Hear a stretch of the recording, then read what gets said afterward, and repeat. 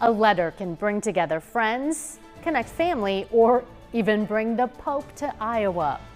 It was 45 years ago this month that Pope John Paul II visited Iowa, drawing more than 350,000 people to Living History Farms. The stop wasn't on the original itinerary for the Pope's U.S. visit, but he got a letter from a farmer in Truro who thought, why not?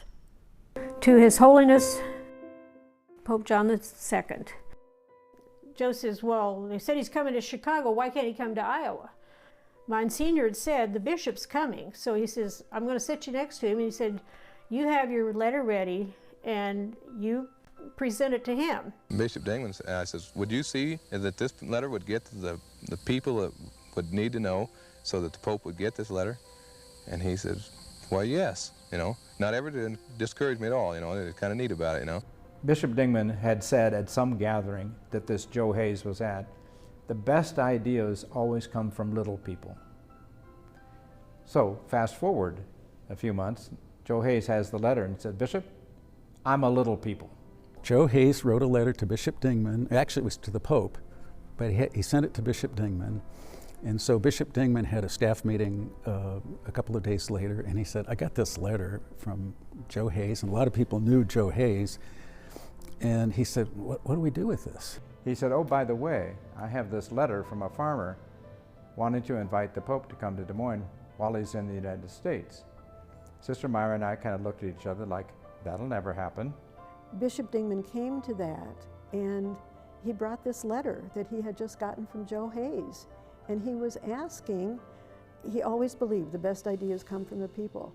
And so he was, again, asking this group as well as others, what should I do with this? I mean, he was not the kind of person who could just toss it aside. So when this part-time farmer at St. Mary's, when he produced this heartfelt letter, Bishop Dingman took it to heart.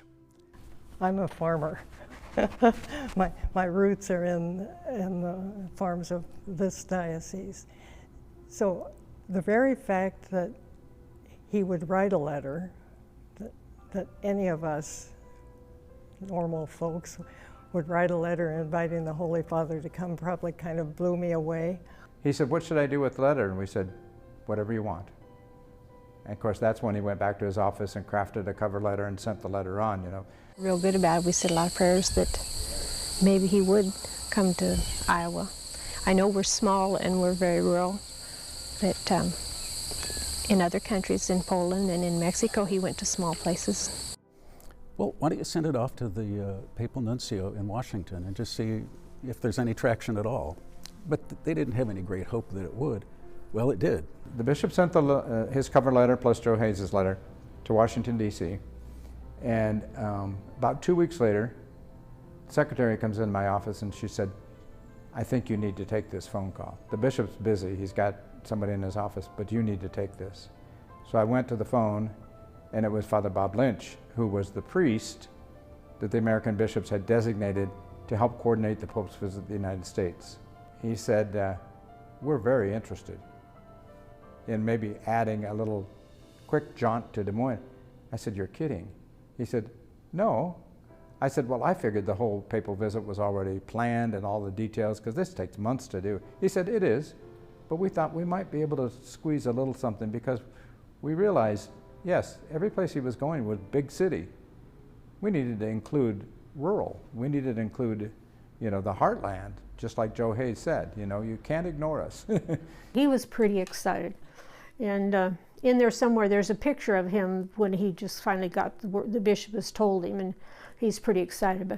And somewhere in there, they said he was humble or he was shy. Joseph was not shy, never. It's the story. It's like a biblical story.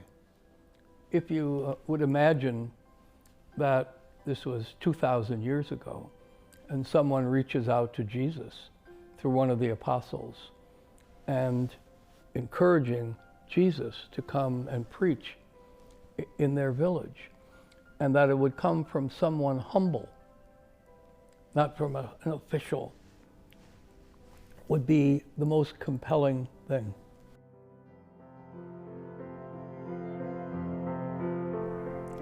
And we have many more stories commemorating the 45th anniversary of the Pope's historic visit.